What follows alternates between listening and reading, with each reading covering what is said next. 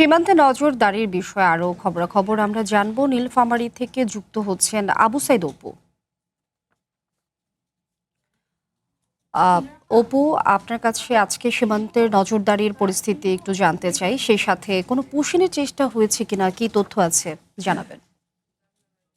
Linyi, আপনাকে ধন্যবাদ। আপনার মাধ্যমে আমি দর্শকদেরকে জানাতে চাই যে সারা দেশের সীমান্তবর্তী এলাকাগুলোতে যখন পুশিনের ঘটনা চলছে, এর বাইরেও কিন্তু নীলফামারী চিলাহাটির যে 13টি মানে সীমান্ত এলাকা রয়েছে, সেই সীমান্ত এলাকায় এই 13টির মধ্যে সব জায়গায় কিন্তু মানে গেল কদিন ধরে পুশিনের চেষ্টা কিন্তু অব্যাহত রয়েছে এবং এই পুশিনের চেষ্টা অব্যাহত রুখতে কিন্তু স্থানীয় বাসীরা বিজিবির সাথে একাত্মতা ঘোষণা করে তারা সবসময় চেষ্টা করছেন তাদেরকে প্রতিহত করার জন্য। এরই ধারাবাহিকতা কিন্তু গতকালকে এবং আজকেও কিন্তু একজনকে পুশিনের চেষ্টা করা হয়েছিল এবং স্থানীয়বাসী, স্থানীয় যারা জনগণ ছিল এবং সীমান্তবর্তী মানুষজন ছিল, তাদের সহযোগিতায় কিন্তু তাদেরকে সেই ব্যক্তিকে ব্যাক করানো হয়। যদিও তাদের পক্ষ থেকে, বিজিবির পক্ষ থেকে বলা হচ্ছে তিনি মানসিক ভারসাম্যহীন। কিন্তু আমরা একটি তথ্য নিশ্চিত করতে চাই যে যারা আসলে ভারতীয় যেসব নাগরিককে আসলে পুশিন করা হচ্ছে বাংলাদেশের যে সীমান্তবর্তী এলাকাগুলোতে, বিশেষ করে আপনার যে মানে টিলারির যে সীমান্ত এলাকাগুলো আছে সেই এলাকাগুলোতে, সেখানে স্পষ্ট করে স্থানীয় বাসিন্দারা বলছেন যে মানে সেখানকার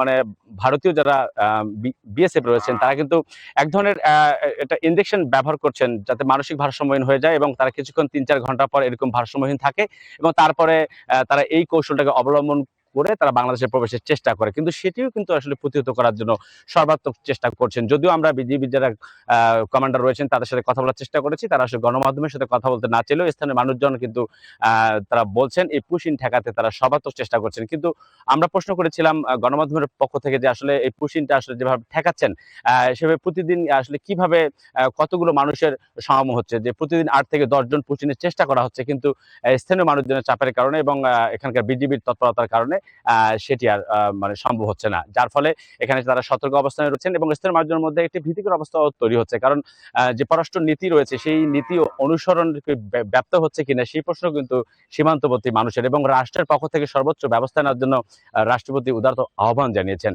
তো লিনিয়া আসলে সীমান্ত পরিস্থিতি এখন এরকম রয়েছে এবং পুশিন ঠেকাতে সর্বাত্মক চেষ্টা করছেন এখানকার সব মানে এখানকার স্থানীয় যারা বাসিন্দা রয়েছেন তারা, এবং বিজিবির পক্ষ থেকে রাতভর টহল, মাইকিং সবকিছুই আসলে জোরদার রয়েছে। তবে একটি কথা না বললেই নয় যে পুশিন ঠেকাতে যে যে মানে যে পদক্ষেপটা নেওয়া দরকার রাষ্ট্রের, সেটা যাওয়ার জন্য স্থানীয় যারা সীমান্তবর্তী মানুষ তারা কিন্তু জোর দাবি জানিয়েছেন। তো লিনিয়া, এই ছিল আমার কাছে চিলাহাটি সীমান্তবর্তী এলাকা থেকে সর্বশেষ খবর। লিনিয়া।